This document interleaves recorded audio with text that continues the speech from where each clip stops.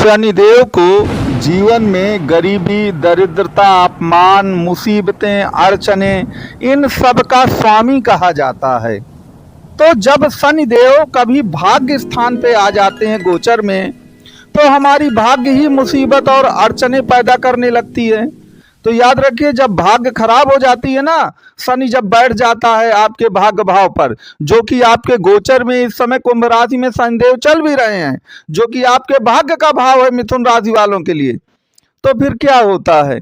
जब भाग्य ही खराब है तो चाहे आप लाख चतुराई दिखा लें, लाख आप परिश्रम कर लें, ईमानदारी से काम कर लें, परिणाम अच्छा नहीं मिलता है। तो वही जो अभिशाप है शनि का भाग्य में आ जाना, याद रखिए वह अब वरदान बनने आपके लिए जा रहा है।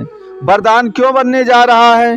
क्योंकि इसी 12 फरवरी 2025 से आपके शनि के साथ सूर्य भी कुंभ राशि में आ गए हैं, और 28 फरवरी सन 2025 को, इस डेट को याद रखिएगा, 28 फरवरी सन 2025 को शनिदेव जो हैं सूर्य द्वारा अस्त होने जा रहे हैं। तो जब शनिदेव अस्त हो जाएंगे तो याद रखिए उनका जो बुरा प्रभाव है भाग्य भाव पर, वह भी पूरी तरह अस्त हो जाएगा, पूरी तरह नष्ट हो जाएगा। तो जो उनका बुरा प्रभाव भाग्य भाव पर अस्त और नष्ट हो जाएगा, तो याद रखिए आपकी किस्मत भी खुलने लगेगी उसी समय, और जितनी भी मुसीबतें अड़चने आ रही थी वह सब आपकी खत्म हो जाएंगी। तो वीडियो में हम इसी बात पर विचार करेंगे कि शनि जो अस्त हो जाएंगे आपके भाग्य भाव पर, तो आपका भाग्य का उदय कैसे होगा। याद रखिएगा, शनि का अस्त होना और भाग्य का उदय होना, ये दोनों एक साथ होंगे आपके जीवन में। तो आपको बस केवल 28 फरवरी तक का इंतजार करना है।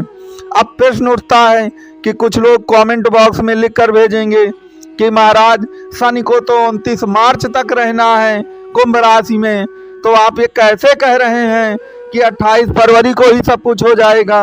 तो यहाँ पर दो बातें आप याद रखिए कि जब कोई ग्रह अस्त हो जाता है शनि के द्वारा, तो वह पूरी तरह से निष्क्रिय हो जाता है, वह अपने बैड इफेक्ट नहीं दे पाता है।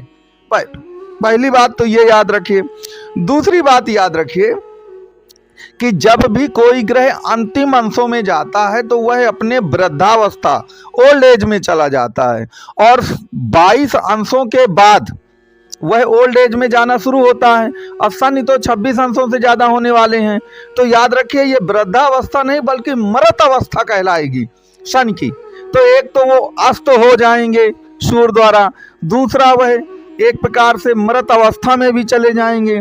तो इससे शनि का जो बैड इफेक्ट है आपके भाग्य भाव पर, वह पूरी तरह से खत्म हो जाएगा। तो आप उस पूरी कॉन्सेप्ट को समझिए जो लॉजिक मैंने आपको बताया है। तो अब जब बैड इफेक्ट खत्म हो जाएंगे तो गुड इफेक्ट क्या आएंगे, इसके क्या सकारात्मक परिणाम होंगे जीवन में। तो सबसे सकारात्मक परिणाम तो ये होगा कि अभी तक चाहे आप जितना काम करते रहे हों, जितना डेडिकेशन दिखाते रहे हों, बहुत अच्छे सत्कर्म करते रहे हों, उसका परिणाम नहीं मिलता था। क्योंकि ये चीज़ याद रखिए, अगर आपकी भाग्य आपके साथ में नहीं है ना, तो आप चाहे जितना आकाश पाताल एक कर लीजिए, खूब मेहनत कर लीजिए, खूब ईमानदारी और सच्चाई के रास्ते पर चलिए, अगर आपकी किस्मत आपके साथ नहीं है तो आपको उसका अच्छा रिजल्ट कुछ नहीं मिलने वाला है। क्योंकि किस्मत, याद रखिए, जिसके साथ किस्मत होती है ना, तो क्या कहते हैं कि जब किस्मत मेहरबान तो गधा भी पहलवान। अगर किस्मत ही हमारी खराब है तो आप खूब मेहनत कर लीजिए।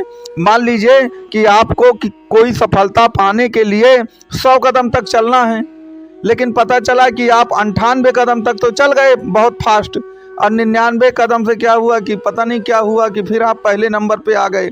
वही सांप सीढ़ी वाला खेल हो जाता है, तो वही परिणाम नहीं मिलता है। तो अब आपको उस सत्कर्मों का अपने परिणाम जो है वो दिखना शुरू हो जाएगा। अब देखिए, जब शनि अस्त होता है ना, तो शनि का परम मित्र जो उसके बिल्कुल बगल से ही बैठा है मीन राशि में, वो राहु है। राहु के भी बैड इफेक्ट समाप्त होने लगेंगे, क्योंकि शनि से ही ताकत है राहु की। राहु तो छाया ग्रह है, ताकत तो उसकी शनि से ही है, क्योंकि जैसा शनि का कुछ बैड इफेक्ट है उसी तरह के बैड इफेक्ट राहु के भी हैं। और राहु आपके कहाँ बैठा है? राहु आपके 10वें भाव पे है, इस समय जॉब और प्रोफेशन के भाव पर है। ज़्यादातर मिथुन राशि के जातकों के जो कॉल आते हैं वो जॉब और प्रोफेशन को लेके आते हैं। वो बेचारे बहुत परेशान हैं, पिछले कई वर्षों से बड़ा संघर्ष झेला है उन्होंने अपने जॉब और प्रोफेशन को लेकर के। और एक दिक्कत यहाँ पर सबसे बड़ी याद रखिएगा कि जब शनि खराब हो जाए, भाग्य भाव पर आ जाए और राहु कभी 10वें भाव पे हो जॉब और प्रोफेशन पे, ज़्यादातर ये देखा गया है कि व्यक्ति कोर्ट कचहरी के मामलों में बहुत फंसते हैं। अब वो चाहे क्रिमिनल केसेज हों, चाहे सिविल केसेज हों, चाहे आपके मैरिज के केस हों जिसमें डाइवोर्स का केस प्रमुख आता है, तो ये जो कोर्ट कचहरी वाला मामला है ना, वो शनि और राहु द्वारा क्रिएट हो जाता है। तो जैसे ही शनि अस्त होंगे तो आपको इसमें रिलीफ मिलेगी। आपकी कोई भी तारीख लगी है, किसी पर बहस होना है, कोई भी फैसला होना है अदालत से, तो इन सब पर आपके लिए राहत मिलेगी और आपको उसका पॉजिटिव असर जरूर मिलेगा। अब देखिए, जब शनि और राहु जो हैं इनका जो बैड इफेक्ट आपके जीवन से जाएगा तो निश्चित तौर पर जो बाकी ग्रह हैं कुंडली के, खास तौर से जो शनि और राहु के विरोधी हैं, उनका लाभ सबसे पहले आपको मिलेगा। तो शनि और राहु के विरोधियों में कौन आते हैं? सूर्य आते हैं, चंद्रमा आते हैं, मंगल आते हैं, बृहस्पति भी आते हैं। और आपको तो मालूम है कि चंद्रमा आपका मन और दिल है। तो जब सूर्य और चंद्रमा, मंगल ये सब एक्टिवेट होते हैं तो इसमें सबसे ज़्यादा ध्यान देने वाली बात यह है कि चंद्रमा आपका मन और दिल है, तो मन के हारे हारे है और मन के जीते जीते हैं। जब शनि और राहु एक्टिवेट होते हैं ना तो चंद्रमा कमजोर होता है, क्योंकि चंद्रमा ही इनका सबसे परम दुश्मन है। तो मन और दिल पूरी तरह टूट जाता है। पिछले कुछ वर्षों से क्या हुआ है, जो भी मिथुन राशि के जातक हैं बेचारों का मन और दिल पूरा तार तार हो गया है, पूरा टूट गया है। तो जब शनि अस्त होंगे और राहु की ताकत भी कम होगी तो चंद्रमा एक्टिव हो जाएगा। जब चंद्रमा एक्टिव होगा तो जो टूटा हुआ मन और दिल है ना, वह प्रफुल्लित हो जाएगा, उसमें एक नया आत्मविश्वास आ जाएगा। और आपको जो लगता था, आप निराशा के बादल में पूरा खो गए थे, आपको लगता था कि अब तो कभी कुछ नहीं होने वाला है, जीवन यूं ही चलने वाला है, आप पूरा डिप्रेशन की ओर चलते चले जा रहे थे, आपको लगता था कि जीवन में अंधेरे के सिवा कुछ नहीं है। लेकिन याद रखिए, अंधेरा क्या है?